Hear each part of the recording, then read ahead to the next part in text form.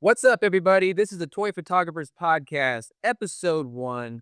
So excited to be here. This is 112 Collective doing an interview with Spencer Witt. Everybody give him a warm welcome on Instagram Live, guys. So excited to have you on here, man. It's a pleasure. You and I kind of go back a little ways. We've been knowing each other now for how long has it been? Has it been a year? It's been a while since you've had your 112 collective and then also going on before. You've been like a serious supporter of 112, and I just appreciate that, man. You've always been so interactive, and that means a lot to me, man. So I'm excited to get this podcast started here tonight. First question: what exactly got you started in toy photography? Well, that's a great question. Got started with toy photography right with Force Awakens coming out, 2015. At that time, I was commuting to law school at the time.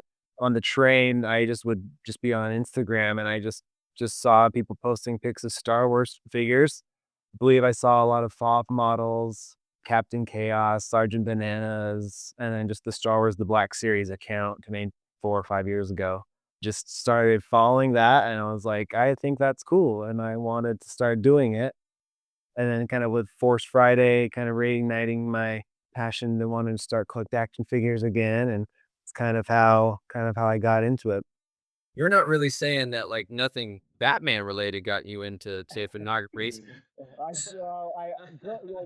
Growing up, Batman was always my favorite. I mean, Batman and Star Wars were always my favorite things, and but it was Star Wars that got me into toy photography, and for the first little bit, that was mainly what I did. But Awesome. but then started doing other things. Do you feel like the Black Series line is kind of like a gateway drug? And yeah, it's and they've only gotten better. Right? I know. You started very close to when I started doing toy photography on Instagram. I remember seeing your account and Jason Yang from Work More or Less, and also Isaiah Takahashi. All three of you guys started around the same time that I did. And I remember just like owning those figures and like just was blown away by the articulation. And, as a kid, you have figures, but like the Black Series to me was just so great. And now they've just gotten even better. So, Agreed. yeah, that's awesome, man. Did you ever feel like when you started out that you were gonna be as big as you are?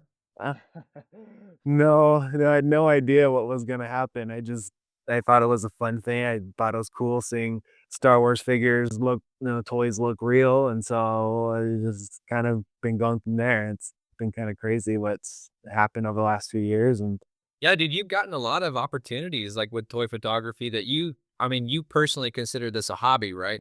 yeah, it's still just a hobby. Yeah, Uh, for sure. So you're not getting like millions right now for no. I don't know if anyone is in I take know. photography, but I know there's a lot of people that maybe don't know the community and who probably jump in late and they're like thinking everybody's, making I'm sure there's some people out there that are, but it's the few and far between. So that's cool, man. So this started more of a passion project and then you got some more opportunities as it came along. Um, yeah. what kind of inspired you to get on Instagram in the first place? Like, do you remember that? I mean, I had a personal account, and I don't know how I stumbled upon it. I mean, like I said, I was on the train commuting to school. I'm sure it was saw something Star Wars because Star Wars was coming out soon, and then found Star Wars the Black Series account, and was like, "Whoa, there are people who take pictures of toys, and they look really cool. I want to do it."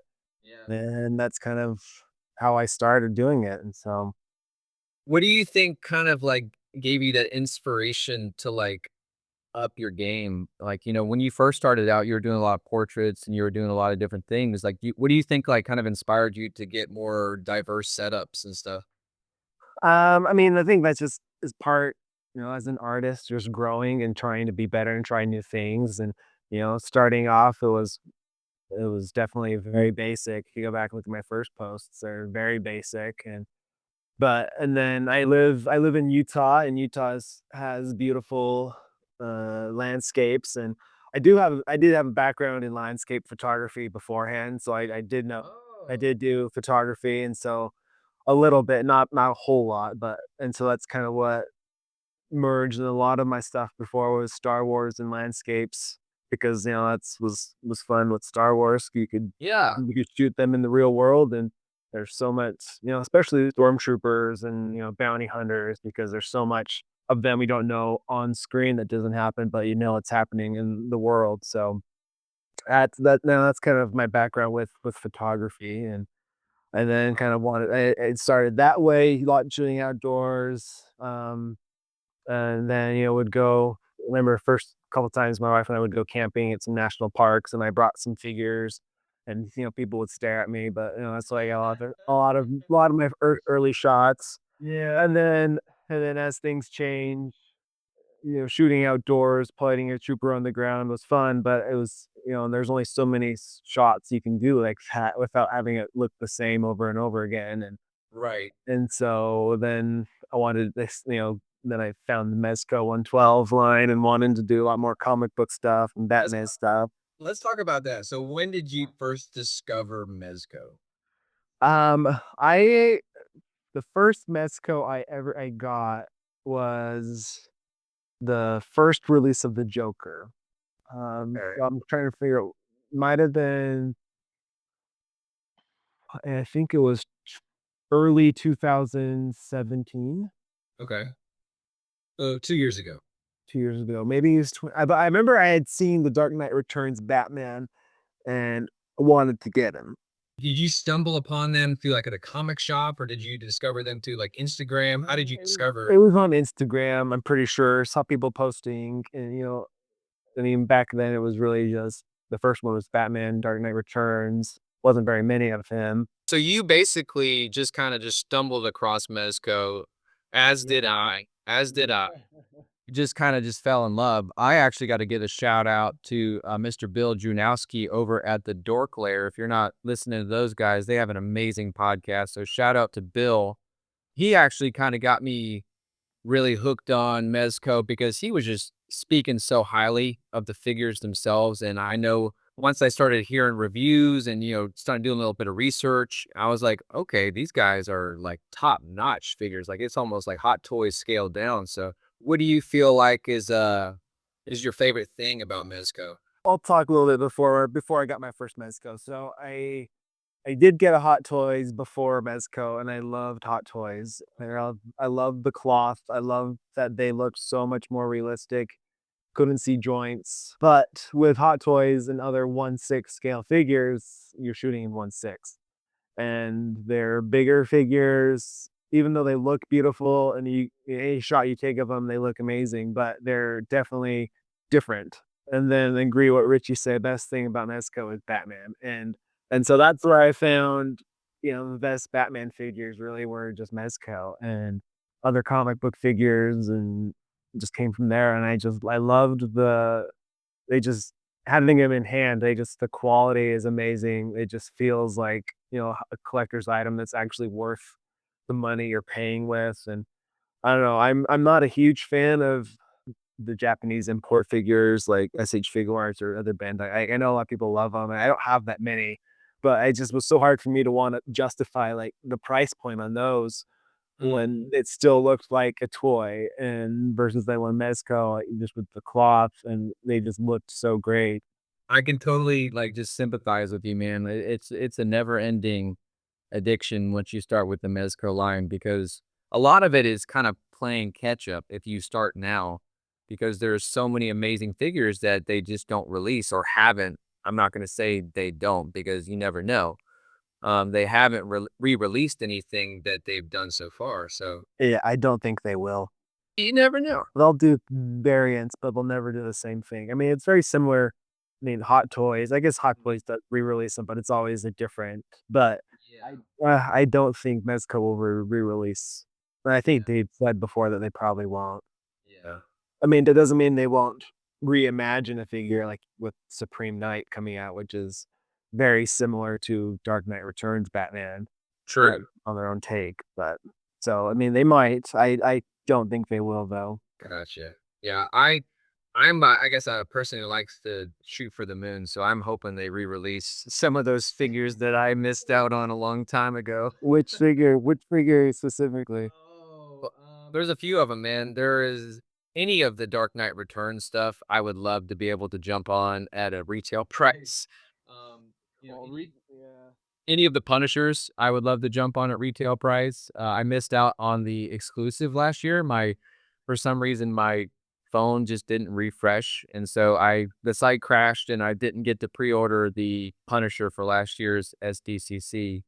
But yeah, anything like related to the Punisher or Batman. All right, so tell me about where you're located and how that kind of affects your toy photography. Because I know I see a lot of outdoor stuff. Is it a locational thing? Are you able to go out, like, right out your back door and just be able to shoot toys, or is it you have to, like, travel? Like, how's your setup with that? Yeah, so I'm from live in Salt Lake City, Utah. I do some shots in my backyard. I haven't shot as much outdoors as I have in the past. Other place like my old apartment we used to live at, had a good spot which I would go to, but it's having a home, having a little baby, it makes it harder to get out as Yeah, much. for sure, for sure. So that's why I still try to get out as much as I can, and I do have some local friends that we do meet up every once in a while and go shoot some toys and but it's still not as much as we have in the past. But that's why I do a lot more indoor photos than outdoor recently. But every time I go on vacation, I tend to pack a few figures and try to get some shots there. Do you feel like you shoot better or worse with other people around? Do you feel the pressure? Like, do you feel like someone's inspiring you, or do you feel like they're kinda distracting? Yeah, I think it's probably a little both. I mean, you wanna hang out and talk to the people because you don't not everyone you interact with on a day-to-day basis has the same passions as you do, and so it's fun when you're in a group of people that actually do, and so you wanna shoot and see what they're doing, but then, you also wanna just chat, and so but it's fun working with other people, and I've shot with quite a handful of photographers, around here, and then also, like, I've met when I've gone to Comic-Con the last couple years, we've tried to do a little shoot every time we've gone, and it's fun to work with other people and help out and see what they're going for. It's definitely a fun experience, and if you haven't done it and with anyone near you, I'd recommend trying to find a group of people that can That's so awesome. come shoot with you. I'm just a tad bit envious because I don't have anybody in my vicinity that I know of that does any toy photography, so that's so cool. I can definitely, give a shout out to my wife who's helped me many times with some lighting setups. Definitely. I've had to call her in and say, "Hey, can you hold this flashlight?"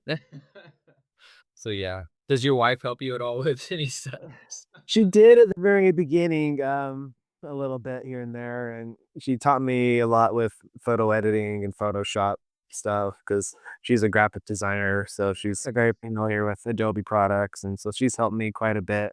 That is awesome, I didn't know that. Do you wanna talk about your day job, and does that affect your toy photography at all? So I'm an attorney. Um, don't do the creative stuff like this day to day. It's good to have a job where you work and then have a hobby and creative outlet, and so it's definitely fun.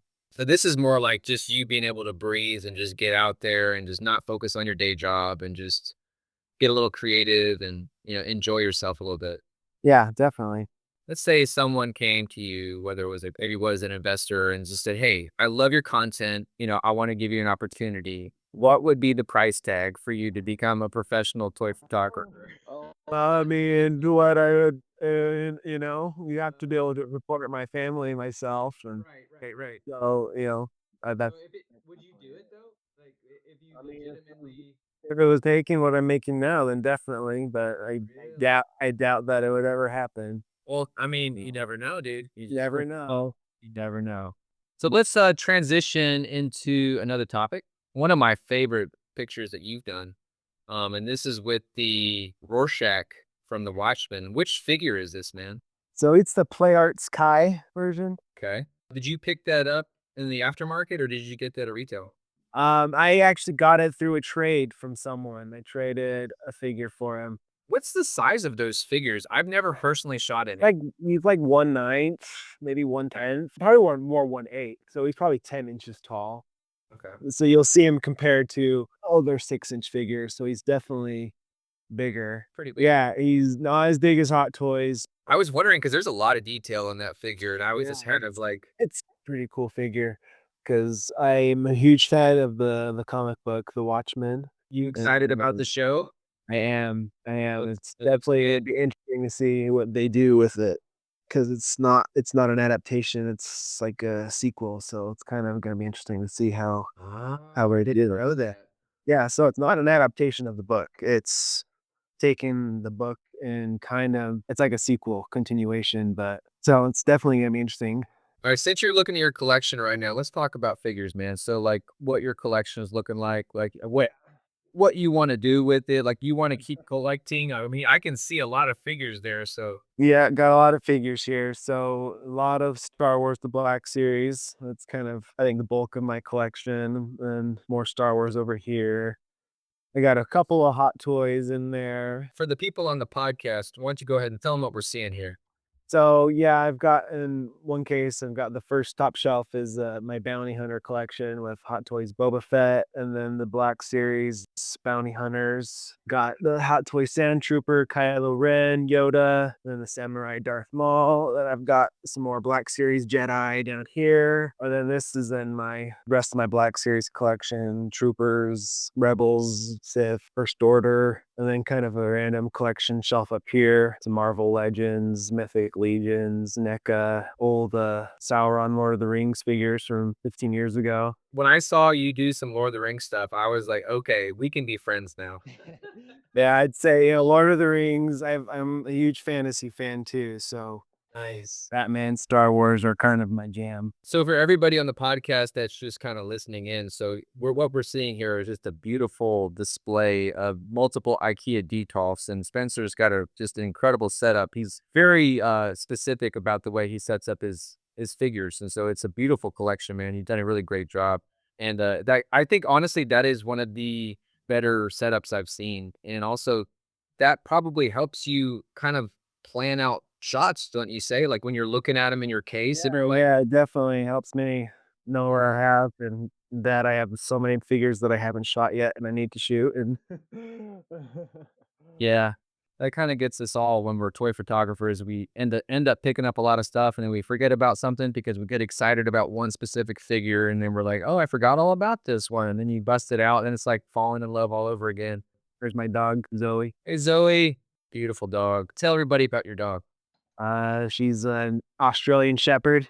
She's got a lot of energy and but she's a good dog. Where'd you get her? Actually a neighbor of my parents. They bred their dog and had puppies, and so we got one. I've seen some photos. I don't remember when it was, but you had some, like, toy photos with Zoe, is that right? Yeah, I did a while ago. I did a couple shots with the Sphero BB-8 because they did. It was a couple years ago. They were doing a campaign where they were trying to pick a pet spokesperson or something, but you didn't win. You were hoping Zoe was gonna be, like, the spokesperson of Spiro. That's such a weird thing, right? Like, thinking about how animals can become Instagram famous. I know, right? Oh my gosh. When it comes down to it, man, what is your preferred camera of choice? So I currently use Sony A7 Mark II. I used to shoot with a Nikon. I wanted to go full frame. Yep. Did some research, and my brother actually does a lot of landscape photography too, and he has a Sony, and so I kind of liked Sony. I like that it's light, full frame, and I like the mirrorless aspect. I love my favorite feature is like the digital viewfinder. Yeah, tell everybody about that. Probably my favorite thing with the mirrorless is the digital viewfinder, So, where it allows you to see instantly what your camera settings are and what the shot's gonna look like. so for people that aren't really toy photographers that are just listening in, when you're shooting with a regular DSLR camera, you're not able to see what the shot actually looks like through the viewfinder. So yeah, so like when you look through regular DSLR, you look through the viewfinder, you see what the setup looks like, but you don't know if your settings are correct or not. Right. or what it's gonna look like. The DSLR though, you have I mean, with the mirrorless changes your settings depending on it shows you what your settings what it's gonna look like. Real time. Real time. So Yeah. I've got this is like my shot right here, just in my room. And you can see there f2.8 and then the shutter speed and ISO right there. And if I want to change my f-stop or I want to change my f-stop higher than f2.8, you see it getting darker already. Yeah, that's so So cool. it shows you what it's gonna look like right before you shoot. And so it really is convenient. The same with like shutter speed. You know, I'm increasing the shutter speed, it's getting darker. You can see there, decrease it. Would you say that you're able to get like a much more raw image than you are with a mirror? Well, I mean, I don't know. I'm at, that's the thing. Cameras these days are so good, Mm, and you can get good photos with anything. I mhm. mean, I don't know. I think mirrorless is probably the way of the future.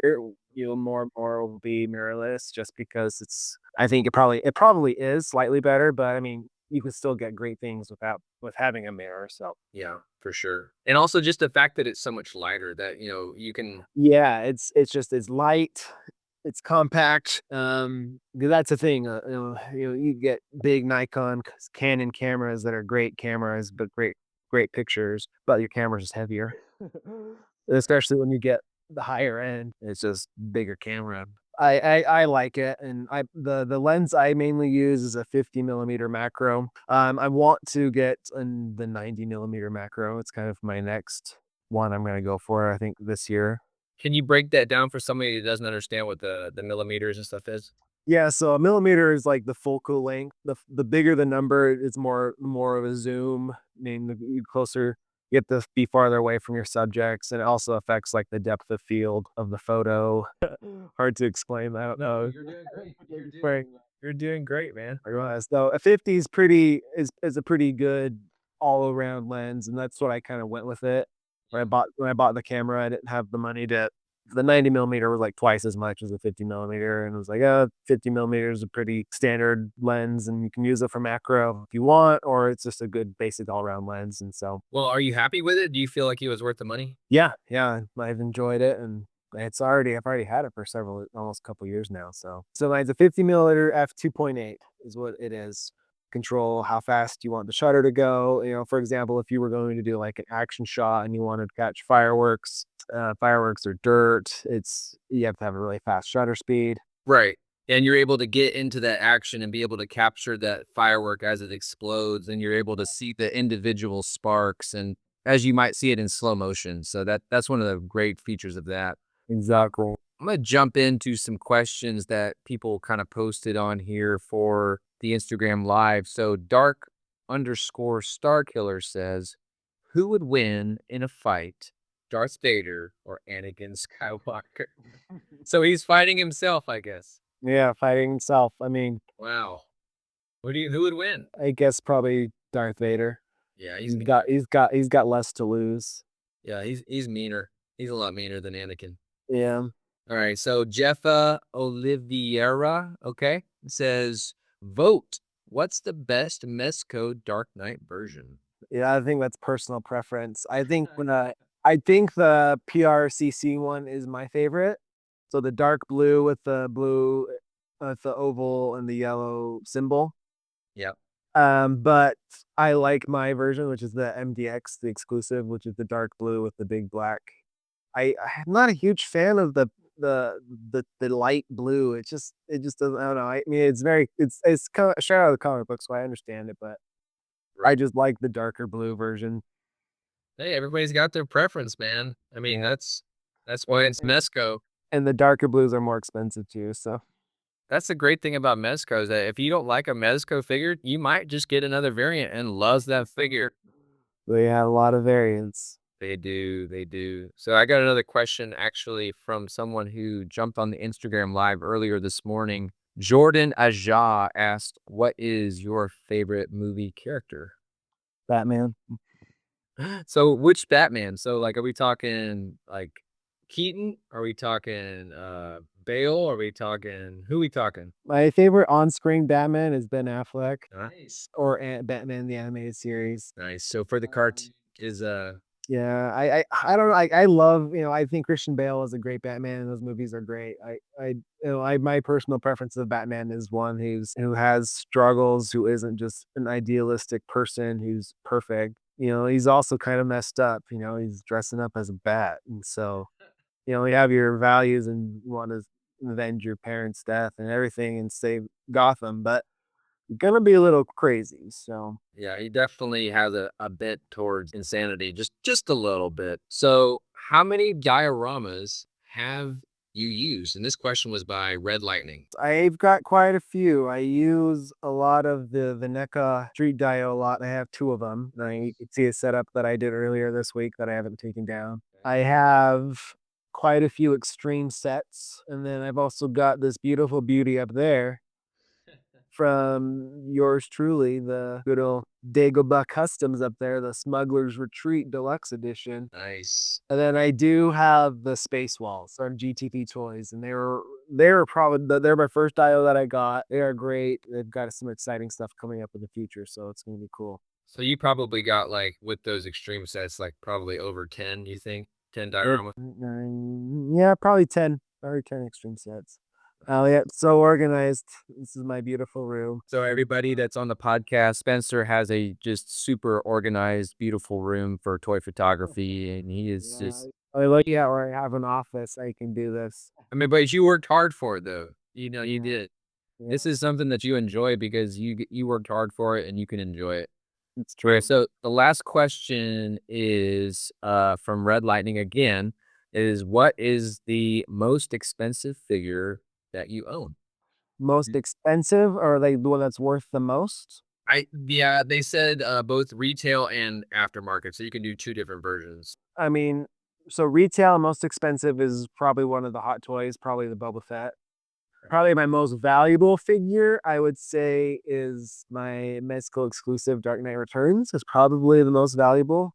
And how much is that in the I think he's between 3 to 400, maybe more. Yeah. But then I've got other ones, Shazam's worth quite a lot. Superman and that MDX Joker too. He's a valuable one. Yes, he is. I just saw Shazam actually for the first time yesterday. I loved it. Yeah, I actually got this from good old friend Neronian over here, Shazam and Flash. So shout out to my good old bud. Hey Jesse, thanks for hopping on the Instagram live, buddy. Looking forward to our interview soon, man. All right, so that is all the questions we have for the community questions. And I'm just kind of just gonna open it up and we can talk about, whatever you'd like to talk about, Spencer. And as far as my kind of take on the toy photography community, it is one of the most enjoyable communities I've ever been a part of. And I just personally, love interacting with everybody on here. It's something that you just don't really find. It's something once you find it and you stick with it. Of course, with every community, there's always going to be negativity. There's always going to be people that are going to be finding things to be upset about. But for the most part, for the majority, like people that have stuck with it for a long time, like they have such an incredible spirit about them and they're just, putting art out there at such a level that just inspires me, and inspires everybody that is able to, consume that content. What is your kind of like experience with the toy community, and what do you think maybe could be either addressed, or what do you enjoy about it? What do you want to talk about? Yeah, I mean, I think it's a really fun community because, most people day-to-day life, don't enjoy what we enjoy. Let's say a lot of people love, comic book culture, especially with the Marvel movies, but very few people are out there collecting figures. And then on top of that, shooting the figures that, in toy photography. So it's just a very small group. And it's just fun to talk to people that, and interact people that have the same hobbies you because very few people understand, unless someone who collects Mezco or even like Black Series or any kind of figure, whatever it is you collect, unless they collect it with you, other people aren't going to understand it. They're not going to understand, well, why does the figure cost so much? What's the difference between this one and that one? And why do you have to get it now? Why do like, why do you pre-order? What's going on? And there's just so much, it's just fun having a group of people who have the same, like the same things as you do. And yeah, that's why it's so fun whenever you have a chance to meet up with someone in person who actually enjoys the same things you do. It's It's just amazing. I mean, it is one of the most enjoyable parts for me besides the toy photography itself is the community, Yeah. like being with like-minded people on the internet is especially when it's as positive as the toy community can be. I leave, when I close my app, whenever I'm finished and I got my schedule going on and I close my app and I just feel inspired, man. I watch everybody's posts. There's a lot of people that I have notifications set on so I don't miss any of their posts. I want to be able to just, you know, be able to appreciate what they're putting out, and that inspires me on a daily basis. And so many people kind of don't, like you said, don't have that opportunity like this toy community that we have kind of formed. Like they don't have that community. And it's honestly a sad thing when you think about it, because if I didn't have the toy photography thing in my life, honestly, like, and it's been a few years now since I've been a part of it, like, I would have a huge hole, honestly. I don't know where I would really fill that hole. It can be a positive and a negative. So you can definitely get a little too obsessed at times, and everybody does, and learning how to, in moderation, enjoy it and not be, thinking about it at the dinner table and being with your family. And, I've been working lately about just being present, when you're with your family and not focusing on toys. And, because as a artist and as someone that's very focused on something like the toy photography community, toy photography itself, you can get really single-minded and just focusing on it all day. And that can get exhausting for people that don't have that kind of passion. So, It's true. yeah. What do you think about, like, taking a break from toy photography? Do you ever see yourself taking a break? I don't know whether, like, I'm gonna formally announce, say I'm not gonna shoot anymore, but I mean, there are times where, weeks where I don't get to shoot or you don't get to post, or you go down sometimes I come down here, like, time to shoot, but then there's, like, I don't know, sometimes I'm not feeling I wanna do it shoot anything, so then I just, you just move on and don't shoot, and but then you wait, and then something will pop in your head, and you wanna shoot, and then you go and do it, and so, I mean, right now in the foreseeable future, I don't see anything, like, stopping altogether. I mean, definitely I think it's good to step back and take some time to not worry about posting every single day. I mean, I remember a few years ago, and it was always like, "I have to post, I have to post every single day, you have to take photos, and you have to keep up with everybody, and, oh, someone posted this photo, I have to post one too," and but that's where it gets exhausting with the like you were talking about, and some people can shoot and put out good content every day, and other people, I personally can't, and I don't have Right, time to personally do that, right. and so that's something though too over the years, my photos is focusing more on the art versus trying to get quality versus quantity, because I mean especially with Star Wars photography, there's so many shots I've done, and you would put a trooper on the ground, and, like, it looks great, but then you forget about it, you move on, there's nothing else, nothing memorable about what you're trying to do, and going into, I think, what makes there's definitely varying levels of toy photography and different kinds of art or group within toy photography. That's one thing I love about it is there's so much variety of what you can do, and, no one has one right way of toy photography, but there's so much you can do and explore and try to push yourselves creatively, and so I really enjoy the art form. It's very much, I think very similar to other kinds of fan art and, comic books, and it's definitely great. I love it, man. I love the fact that you're so, like, aware of, your hobby, and that you're aware of the fact that you used to be in a competitive spirit about it. And, that can be so dangerous for your passions. Like, yeah, you want a healthy competition to, pursue excellence because you want to get better at your craft and better at the things that you enjoy, because, the pursuit of excellence is, it's enjoyable. It's enjoy to get good at what you do and to enjoy excellent art. But when you're doing it in a way that's kinda like trying to keep up with the Joneses, it gets exhausting, because then you're not doing it because you love it. You're doing it because you're trying to beat the next big toy photographer out there. And I've seen a lot of that, man. And that's kind of a sad place to be, man. If anybody's out there that's kind of listening to this and you're just feeling exhausted with toy photography, but you've been doing it for years and you're just kind of like, man, I'm ready to get out of the game. Like, just kind of just take a step back and reevaluate, just kind of say, why do I do this? What was the reason I've started toy photography? And realize that storytelling is, in its essence, is really simple. When you want to tell a story, and you want to send a message, toy photography can be one of the best mediums for storytelling. And like you said, Spencer, like, you remember those photos that told a story versus just sticking a figure on the ground and just, blowing it up. Like, I mean, yeah, of course, it's amazing. Yeah, it's enjoyable when you do it, but you remember those photos that told a story. And maybe I'm not saying blowing up stuff you can't tell a story, because of course you can, but I'm just saying. Yeah, I agree. There's definitely photos that you look at, like, they're great photos, but then you scroll on to the next one and you've already forgotten the first one. And, I think that even with my own self, there's a handful of my photos that are like that where, they look good, but then it's nothing memorable. And the ones that stick out to me are the ones that you're telling a story, you're doing something unique with the figures. It's definitely that's where I think where the real art comes in play and real creativity, and definitely more creative people out there than myself. But Hey, you gotta give yourself credit where credit's due, man. You've been doing some amazing stuff, and I will. Yeah, I mean, you really have. Like, I mean, just the fact that you are consistent and the fact that you're so approachable and respectful with your toy photography. I mean, I love having you on the podcast as the first, interviewee. So, I mean, it's just an honor for me, man. it's an honor for me too. And it's a community, man. Like, we're not celebrities. Like, we're not famous people, but I mean, our art is famous in a sense. The things that we do affects and influences a lot of people, and sometimes people that are very influential themselves.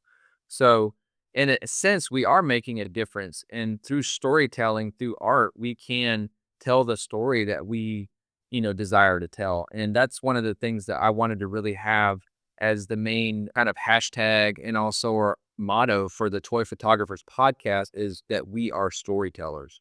We are people that are telling stories. We are people that are, sending a message. And, the message is, hey, you can have fun at this, man. You can enjoy it. You can go as far as you want to go. I mean, the sky is the limit when it comes to toy photography. I've seen, you know, thousands and thousands and thousands of images, and, you know, the ones that stick out to me are the ones that told a story. Tell everybody where they can find you on the social media, and let them know where they can connect with you, man. Yeah, I'm at SwitPics, got Instagram. I have Facebook and Twitter, but mainly just Instagram. Awesome. Yeah. Awesome. And you can find me at 1.12.collective. Also, you can find me on my personal account at Dagobah_days.